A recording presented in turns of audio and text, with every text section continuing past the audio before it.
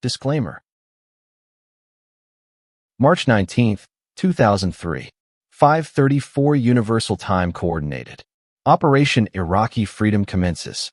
$3 trillion. That is the total estimated cost, a figure that continues to climb. But this is not a story about war. This is a story about currency. About an empire spending its dominance into the sand. Because on that day, the United States did something no other reserve currency holder in history could resist. It weaponized its financial supremacy. It leveraged the unshakable global demand for its dollars to fund a conflict of choice. It treated the world's trust as a blank check. You were told this was about security, about freedom, about oil. The data tells a different story. It tells the oldest story in economics, the story of the fatal mistake. The moment the keeper of the world's money forgets it is a steward, not an owner, and begins to burn the foundation for kindling.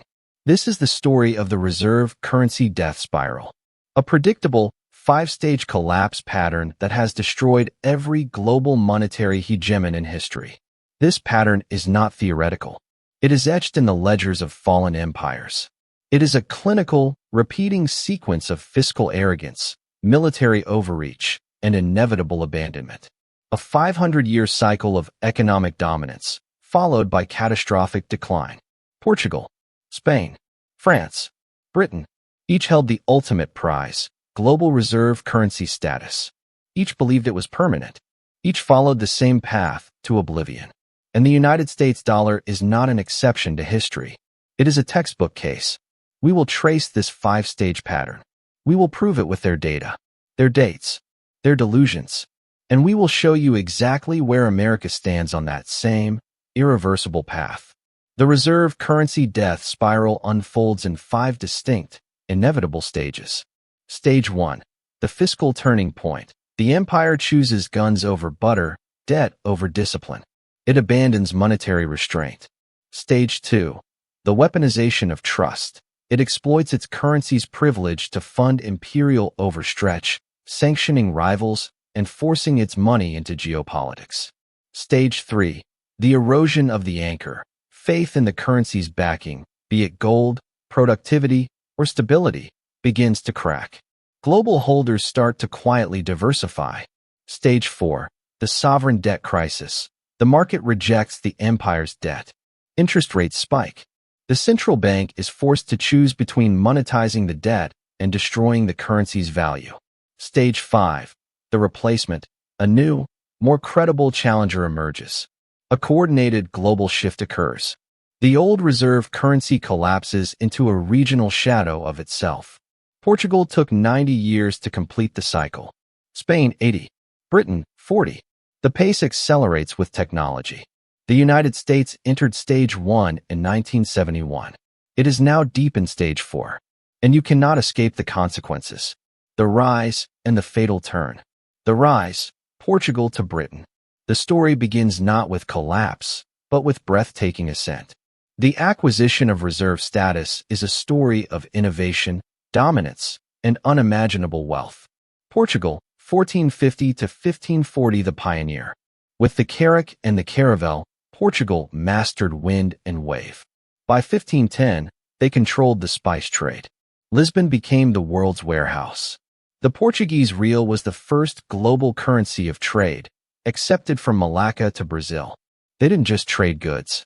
They traded trust. A Portuguese bill of exchange was as good as gold anywhere on earth. Spain, 1540 to 1640, the flood.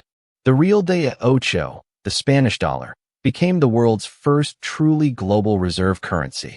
Why? Silver. From the mountains of Potosi. By 1600, Spain was supplying 85% of the world's silver and 70% of its gold. The Spanish dollar was the global standard for over 300 years. It was the dollar of its day. Literally. The US dollar was explicitly modeled on it. France, 1640-1780, the rationalist. Under Louis XIV and Colbert, France built a mercantile empire. The livre tournois, and later the franc germinal, became the currency of continental finance. Napoleon's conquests forced its use, but its true strength was the Banque de France, founded in 1800, which promised convertibility to gold. It offered something new: institutional stability. Britain, 1815 to 1914, the apex. The pound sterling century.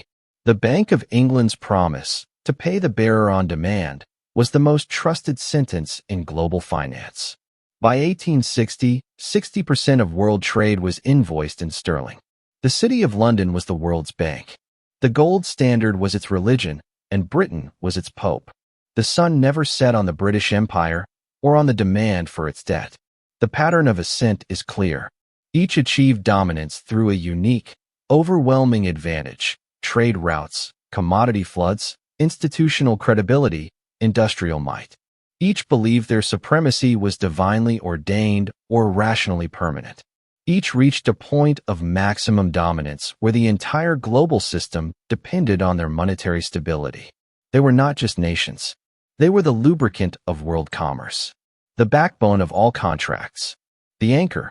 And then, every single one made the same fatal decision. The fatal decision/turning point. The turning point is never an accident. It is a conscious choice.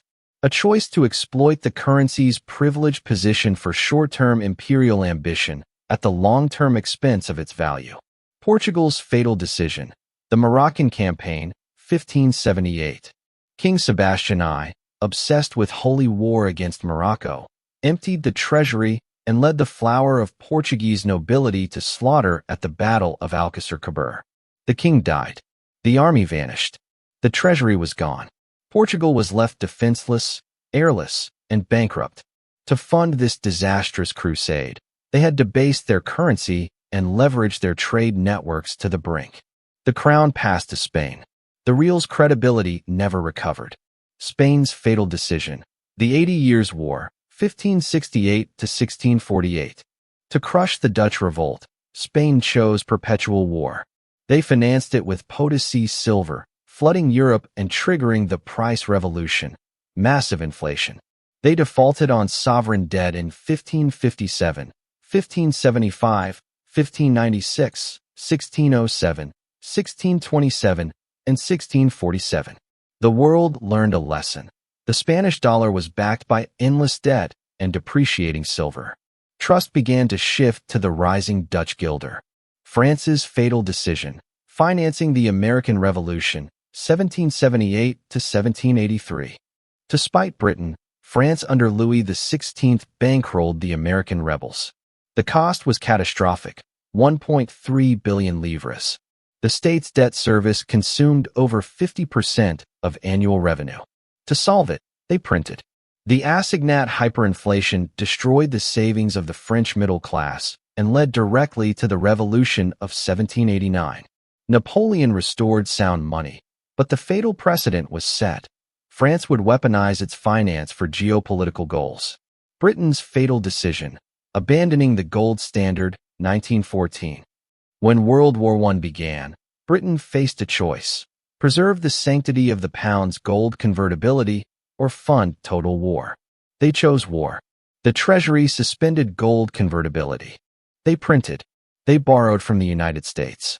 By 1918, UK debt to GDP had exploded from 25% to over 130%. The pound sterling was no longer as good as gold. It was a promise backed by a crippled empire's IOUs. The mantle of trust began its slow, inevitable drift across the Atlantic to the United States, the new creditor nation. Do you see the pattern? A seismic external threat. A choice between preserving monetary integrity and pursuing geopolitical power. Every time, they chose power. They traded the long-term stability of their global currency for the short-term demands of empire. They believed the privilege was permanent, that the world had no alternative, that the trust was unconditional. They were wrong, and nobody in power saw what was coming next. The spiral had begun. From the turning point, the sequence of collapse is as mechanical as a ticking clock. Stage 1. The fiscal turning point. The spiral begins not with a bang, but with a budget. A deliberate, strategic decision to abandon monetary discipline in pursuit of a greater goal. The keeper of the world's money decides the rules no longer apply to them. Historical example 1. Spain, 1590s. The goal: maintain the Catholic Empire against Dutch rebels and English heretics. The decision, fund perpetual war through serial sovereign debt, *juros*, and flood Europe with New World silver. The statistic, between 1500 and 1600, the silver stock in Europe increased by 300%. Prices tripled. The duration, the policy shift solidified over the 1590s, following the Third State bankruptcy, 1596. The key mechanism, the Casa de Contratation in Seville became a spigot, turning metal into money for the Habsburg war machine. Fiscal stability was sacrificed for imperial survival. Historical example 2. France, 1780s. The goal, achieve geopolitical victory over Britain by securing American independence. The decision, finance the American war effort with debt, not taxes. The statistic, France's debt soared to 4 billion livres by 1789. Annual interest payments consumed 50% of state revenue. The duration, the fatal commitment lasted from the Treaty of Alliance, 1778, to the calling of the Estates General, 1789. The key mechanism, the monarchy, lacking a central bank with credibility, resorted to borrowing from Swiss and Dutch bankers at punitive rates. The fiscal hole became a chasm. Historical example 3. Britain, 1914. The goal, win a total industrial war against Germany. The decision, suspend the gold standard and issue war bonds, *. The statistic, the UK's debt-to-GDP ratio exploded from 25% in 1914 to 135% in 1918. The money supply doubled. The duration, the pivotal decision was made in the first week of August 1914. The key mechanism, the Bank of England, the Temple of Sound Money, became an arm of the Treasury. It printed to fund the state. The anchor was lifted. The pattern is clinical. The empire faces an existential threat. It holds a meeting, and the conclusion is always the same. We must suspend the rules. Our cause is just. Our currency is too important to fail. We will restore discipline after victory. They never do. Stage 2, the weaponization of trust. With discipline abandoned, the empire now actively exploits its currency's global role. It transforms a public good into a private weapon. It forces its money into geopolitics, believing this demonstrates strength. It is actually broadcasting insecurity.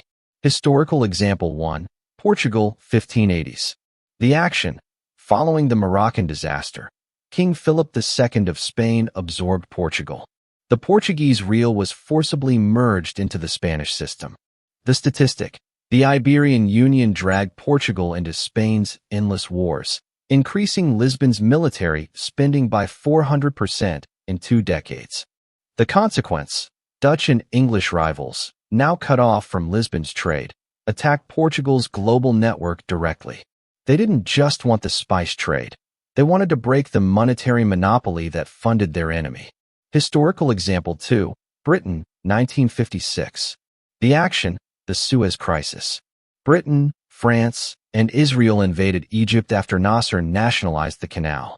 The statistic, the U.S. held $25 billion in sterling reserves, giving it veto power over UK policy. The consequence, U.S. President Eisenhower, furious at not being consulted, threatened to dump sterling reserves and block an IMF bailout. The pound faced imminent collapse. Britain was forced into a humiliating withdrawal within a week. The world saw that the UK's reserve status was now a leash held by Washington. Historical example 3, United States, 2012. We will see this as a future precedent, but for now, note the historical parallel. The action, the U.S. forced SWIFT, the global financial messaging system, to disconnect Iranian banks as part of nuclear sanctions. The statistic, Iranian oil exports fell from 2.5 million barrels per day in 2011 to 1 million by 2014. The consequence, it worked. But every finance minister from Moscow to Beijing saw the lesson.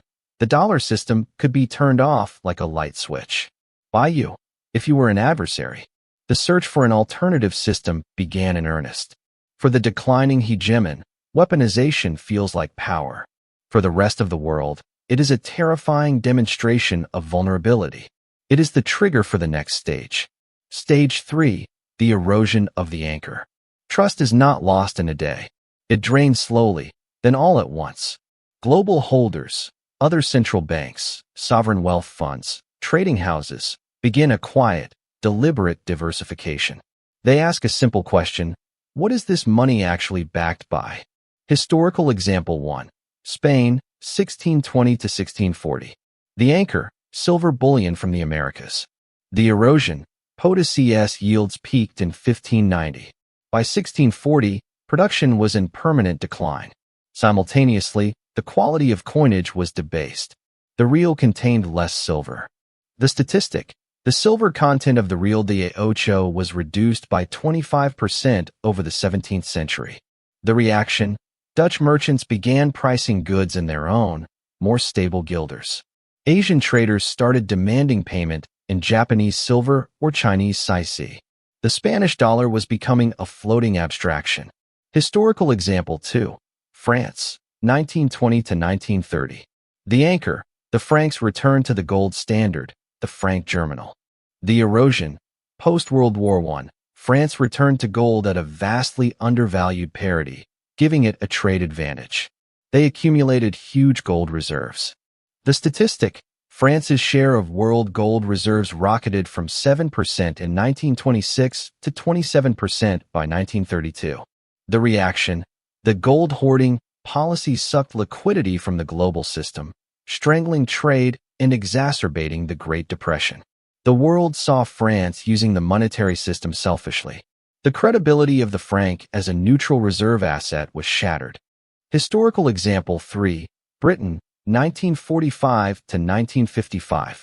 The anchor, the sterling area, a block of countries obliged to hold pounds and trade in them. The erosion, post-World War II, Britain was bankrupt. The pound was devalued by 30.5% in 1949. The sterling area became a mechanism for capital controls, not free trade. The statistic: UK external sterling liabilities, debts owed to the sterling area, stood at £3.7 billion, a sum it could never hope to repay in gold or goods. The reaction: members like Kuwait and Malaysia began diversifying into dollars. The sterling area was a decaying prison. The anchor was not holding, it was dragging everyone down. This stage is silent. It happens in the vaults of foreign central banks and the accounting ledgers of multinationals. It is the most dangerous phase because the empire, high on its own weaponized power, often doesn't see it happening until it is too late. Stage 4. The sovereign debt crisis. The market speaks. The cost of borrowing for the empire spikes. The faith that allowed it to run perpetual deficits vanishes. The central bank is cornered. Save the government or save the currency. It always chooses the government. Historical example 1. Spain, 1647. The crisis, the 1647 bankruptcy, was the most spectacular yet. The crown simply stopped payments.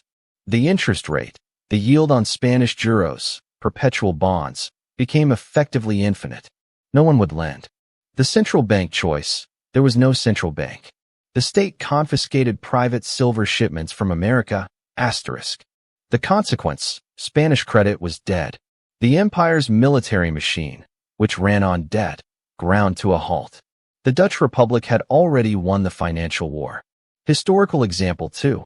France, 1795. The crisis: hyperinflation of the assignat. The paper currency created to solve the monarchy's debt became worthless. The statistic: the assignat lost 99% of its value between 1790 and 1796. The central bank choice: the Banque de France wouldn't be founded until 1800. The revolutionary government kept printing until the notes were litter. The consequence: all domestic faith in state paper money was obliterated for a generation. Napoleon had to bring in physical gold to restart the system. Historical example 3. Britain, 1976. The crisis: the sterling crisis. Inflation hit 27%. The pound was in free fall. The statistic: the UK needed a $3.9 billion IMF bailout, the largest in history at the time. The central bank choice: the Bank of England hiked rates to 15% and accepted severe IMF austerity conditions. It chose to save the currency at the cost of crushing the domestic economy. The consequence? It was the final humiliation. The IMF, dominated by the US, now dictated British economic policy. The world's confirmation was absolute. The pound was no longer a master currency. It was a patient. In stage 4, the abstract loss of trust becomes a concrete, market-driven emergency. The empire is on life support. The global financial community is already looking for the exit and for the heir. Stage 5, the replacement. The end is not a gradual decline. It is a coordinated shift. A new, more credible challenger, often a former debtor, provides a safer haven.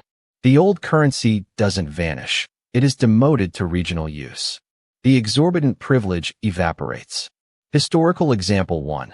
Portugal, the Dutch Republic, 1640s. The replacement, the Dutch guilder, backed by the Amsterdam Wisselbank, founded 1609, which offered 100% bullion backing and guaranteed deposits. The mechanism, the Dutch East India Company, VOC, created a global trade and financial network superior to Portugal's. Guilder bills of exchange were more trustworthy. The date, the shift was sealed by the Peace of Münster, 1648, recognizing Dutch independence and its financial supremacy. The Portuguese Real retreated to its colonies. Historical example 2. Spain, France, and Britain, late 17th to 18th century. The replacement, a dual transition. The French livre and later the British pound sterling. The mechanism, Spain's silver became a commodity, not a currency base. France offered institutional stability, Banque de France, 1800. Britain offered industrial might and the full gold standard. The date?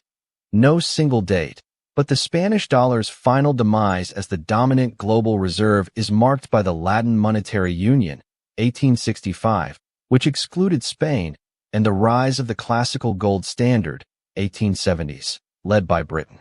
Historical example 3. Britain, United States, 1944 to 1971. The replacement, the U.S. dollar, backed by the intact U.S. industrial base and, initially, gold. The mechanism, the Bretton Woods Agreement, 1944, formally designated the dollar as the world's central reserve currency, convertible to gold. The sterling area was dismantled. The date, the final transfer of power is marked by 2 events. The 1967 devaluation of sterling and Nixon's suspension of dollar-gold convertibility in 1971. The baton was passed. The system now ran on pure dollar credibility. The replacement is never a fair fight. The old empire is exhausted, indebted, and institutionally rigid. The challenger is fresh, creditor-oriented, and offers a more credible anchor. The global financial community, a pragmatic herd, moves its reserves in a decisive, quiet consensus. The cycle is complete. A new hegemon sits atop the system, and almost immediately begins to make the same assumptions of permanence, the same fatal choices. The spiral is eternal. But now, we are not historians. We are living inside the pattern. The United States dollar is not an exception to history. It is a sequel. The data does not lie. The timeline does not bend. The 5-stage pattern is not a theory. It is a checklist. And for the United States, that checklist is nearly complete. And the United States is at stage 4. Right now, the sovereign debt crisis is no longer a future risk. It is a present condition. The market's faith in the U.S. government's ability to manage its debt is eroding in real time. The Federal Reserve is trapped. The weapon has been used. The anchor is rusted. The replacement is being built. Current evidence, the stage for indicators. The debt trap, U.S. federal debt to GDP stands at 122% as of Q1 2024. It has not been below 100% since 2013. In 2000, it was 55%. This is not wartime. This is structural. The monetization. Between 2020 and 2022, the Federal Reserve purchased $4.7 trillion in U.S. Treasury debt, effectively printing money to fund the government. They became the buyer of last resort, just as history predicted. The loss of anchor.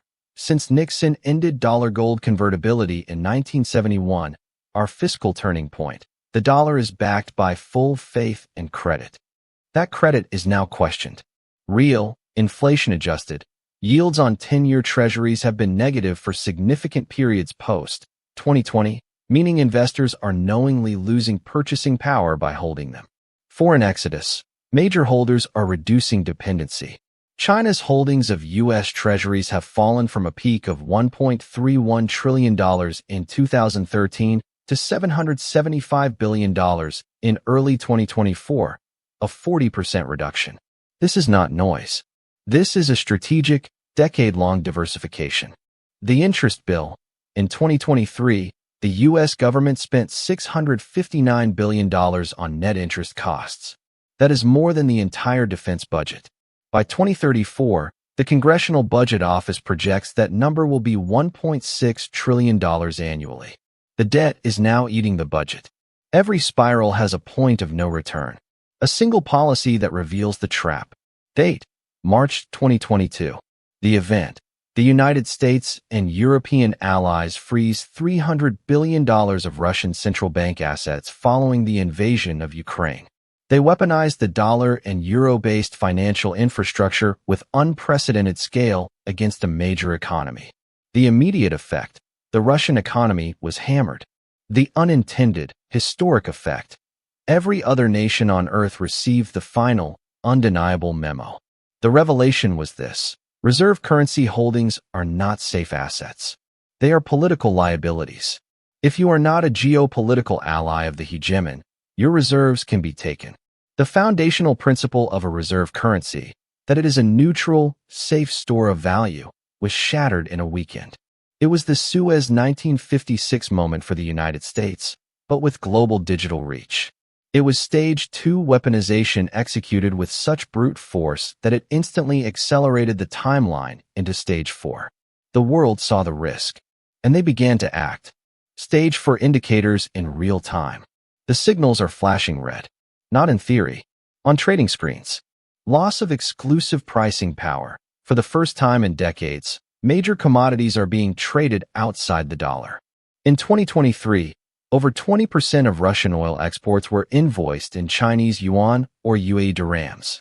India buys Russian oil in rubles and dirhams. Saudi Arabia now accepts yuan for some oil sales.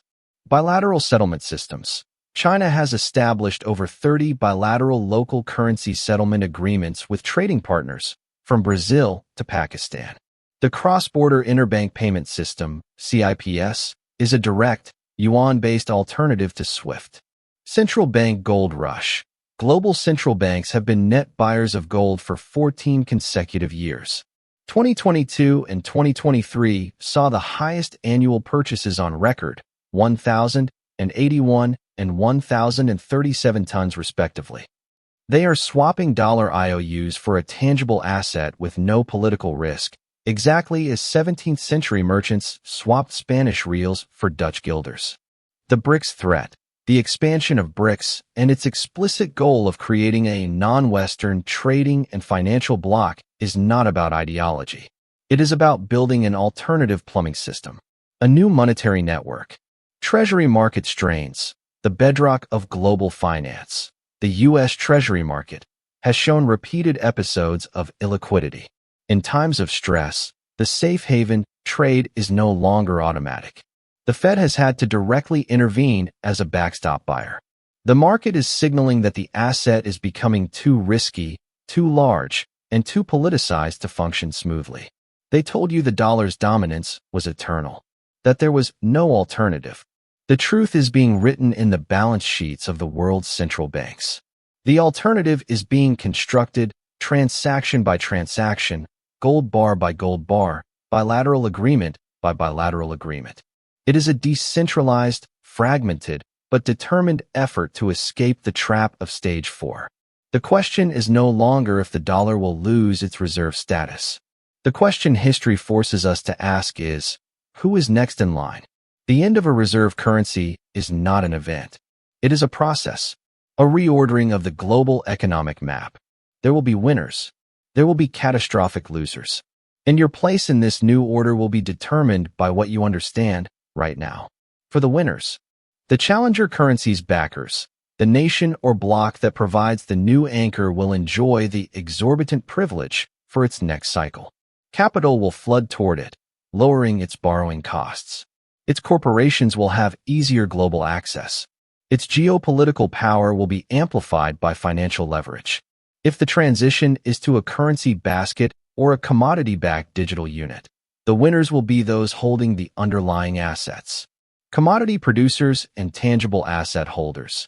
Nations with critical resources, energy, rare earths, food, and entities holding vast physical assets, gold, productive land, infrastructure, will regain bargaining power. Money will once again be tethered more closely to things, not just promises. The Gulf states, resource-rich Africa, and nations like Canada and Australia could see enhanced strategic autonomy.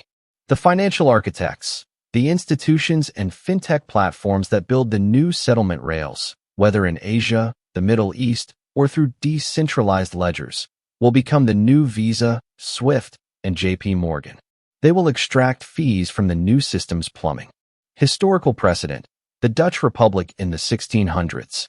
A small nation that perfected sound banking and trade logistics became the financial center of the world, funding its golden age with other people's money. For the losers, the former hegemon's citizenry, the most brutal impact will be domestic. The loss of reserve status means the end of the ability to fund massive deficits cheaply. The United States will face a stark choice: slash government spending, entitlements, military, by 30 to 40%, or see inflation spiral as foreign funding vanishes and the Fed prints to cover the gap.